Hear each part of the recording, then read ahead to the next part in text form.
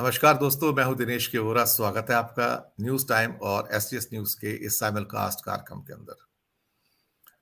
दोस्तों, अडानी गेट कांड के अंदर एक बात तो बिल्कुल साफ हो गई है कि भारत में कहीं कोई भी गिरफ्तार हो सकता है, कोई भी कार्रवाई हो सकती है, रेड्स पड़ सकती हैं, ईडी, आईटी, इनकम टैक्स या कुछ और, सीबीआई की भी।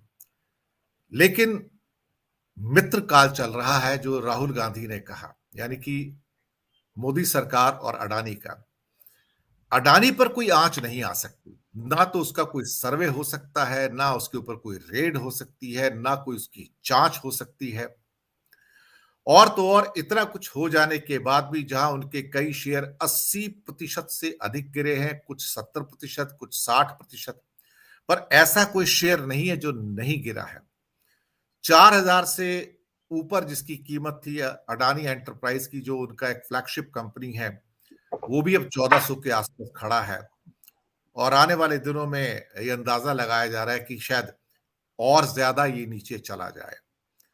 तो जो हालात निकल कर आए हैं, उन हालातों में ना केवल ये सरकार पूरी तरह से अडानी के पीछे खड़ी है, बल्कि अपनी संस्थाएं एलआईसी और बाकी सरकारी बैंक जो हैं, वो भी मजबूती से पीछे खड़े हैं कि हम और लोन दे सकते हैं अडानी को, हमें अडानी की कथा में विश्वास है। पैसा तो सरकार का नहीं है, पैसा तो जनता का है, लेकिन फैसला दिल्ली में बैठे हुए कर्णधार करते हैं कि ये लोन किसको देंगे और कब देंगे और कितना देंगे। और अभी भी कोई ऐसी चीज निकल कर नहीं आ रही जहां पर बैंक वाले ये ना कहें। इवन बैंक ऑफ बड़ौदा ने भी कहा था कि हम और लोन देंगे, हमें कोई आपत्ति नहीं है उसमें। तो ये कोई दबाव है या मजबूरी है? दबाव है तो किसका है? कौन प्रेशराइज कर रहा है? क्योंकि अडानी कथा अब अनंत कथा बन गई है और ये समाप्त होने वाली तो है नहीं। लेकिन सारा सरकारी महकमा, सारी सरकार सॉलिडली पीछे खड़ी है अडानी साहब के कि इन पर आंच नहीं आने देंगे। पर सवाल ये पैदा होता है कि जो दुनिया भर के लोग जो देख रहे हैं, या भारत के जो रिटेल इन्वेस्टर्स हैं, उनके ऊपर मोदी जी की सो कॉल्ड कार्रवाइयों का कोई असर नहीं होता, सपोर्ट का कोई असर नहीं होता। ये मोदी के अंडर में काम नहीं करते हैं और ये उस परसेप्शन पे काम करते हैं जो रियलिटी है। धुआं है तो कहीं आग है।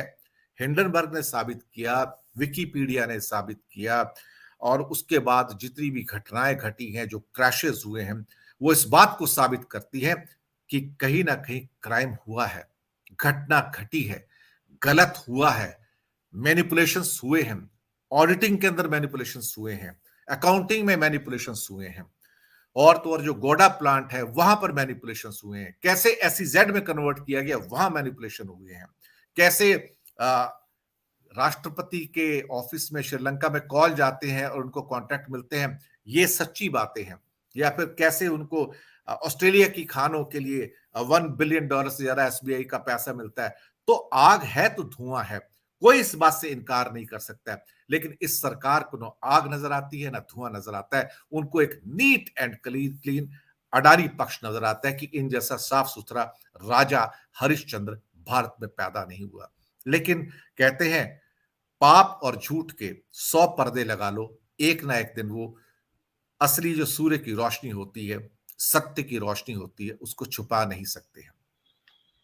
अडानी सागा अभी कितना और लंबा खिंचेगा, कितनी और बलि लेगा, कितनी और लोगों की, इन्वेस्टर्स की जो वेल्थ है उसको इरोड करेगा, इसी पर बात करने के लिए आज हमारे साथ मौजूद है अर्थशास्त्री श्री अखिल स्वामी जी। प्रोफेसर अखिल स्वामी जी, स्वागत है आपका।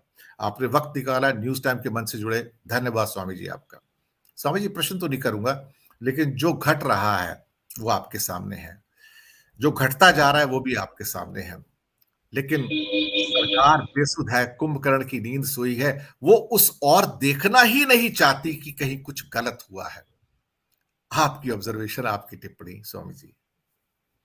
देखिए दिनेश जी, ये हो सकता है कि ऐसा संभव है, क्योंकि मुझे ऐसा लगता है कि अडानी जो है वो एक मुखौटा है, और जो उसमें पैसा लगा है वो सारा का सारा राजनीतिक लोगों का लगा है। ये मेरा शुबा है, ये मेरा शक है। मुझे भी ऐसा भी लगता है और मेरा शंका है और मैं ये जानना चाहता हूं, कहीं ये दाऊद इब्राहिम का और देश विरोधी शक्तियों का पैसा तो नहीं है? ये जो मॉरिशस रूट में पैसा गया, कहीं ये ड्रग सप्लायर्स का पैसा तो नहीं है जो ड्रग्स पकड़ी जा रही हैं? तो ये पैसा किसका है, ये जानना आवश्यक है। हो सकता है क्योंकि राजनीतिज्ञों का पैसा है इसलिए वो पूरी कोशिश करेंगे कि अडानी प्रकरण यहां बंद हो जाए और आगे बात ना बढ़े। ये नेचुरल हो सकता है, उनकी तरफ से हो सकता है। अब मैं प्रश्न पूछता हूं उन कंपनीज के चेयरमैन से, एमडी से और उनके बोर्ड ऑफ डायरेक्टर्स से, उनका उत्तरदायित्व किसके प्रति है? अगर मैं बोर्ड ऑफ डायरेक्टर में होता आज की तारीख में बैंक ऑफ बड़ौदा के, एलआईसी के, मैं डिसेंट नोट देता, मैं बोर्ड ऑफ डायरेक्टर मीटिंग में खड़ा होता और इसको मिनट्स में लिखाता कि जब ऐसी स्थिति हो गई है कि हिंडनबर्ग रिपोर्ट के बाद जो मार्केट में प्राइस था वो 1700 रुपए था और 3200 रुपए इशू प्राइस था, तो 3200 रुपए में जो चीज 1700 में अवेलेबल थी वो आपने जब खरीदने का निर्णय लिया तो क्या बोर्ड ऑफ डायरेक्टर से अनुमति ली? और क्या बोर्ड ऑफ डायरेक्टर जो वहां पे जनता के प्रतिनिधियों के रूप में बैठे हैं, देखिए जो बोर्ड में डायरेक्टर्स होते हैं वो जो इन्वेस्टर्स होते हैं उनके प्रतिनिधि होते हैं, वो कोई ऐसा नहीं है कि कोई तानाशाह है या उनका जो मनाएगा निर्णय लेगा। तो क्या किसी डायरेक्टर ने, इंडिपेंडेंट डायरेक्टर्स ने प्रश्न उठाया था, डिसेंट नोट दिया था? और अगर नहीं दिया था क्यों नहीं दिया था? देखिए ये तो बिल्कुल कॉमन सेंस की बात है, जो पॉलिटिशियंस करें वो कर सकते हैं, पॉलिटिशियंस हैं, वो धर्म में जनता को उलझा सकते हैं। जनता अपना पैसा लुटा के भी अगर मस्त है तो ये ठीक है, वो पॉलिटिशियन और जनता के बीच की बात है। मैं यहां बात कर रहा हूं कॉर्पोरेट गवर्नेंस की।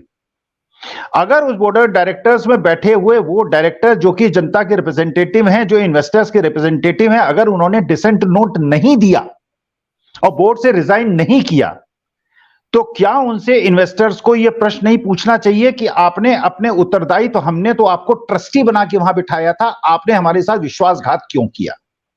देखिए बाकी चीजों का जवाब दिया जा सकता है।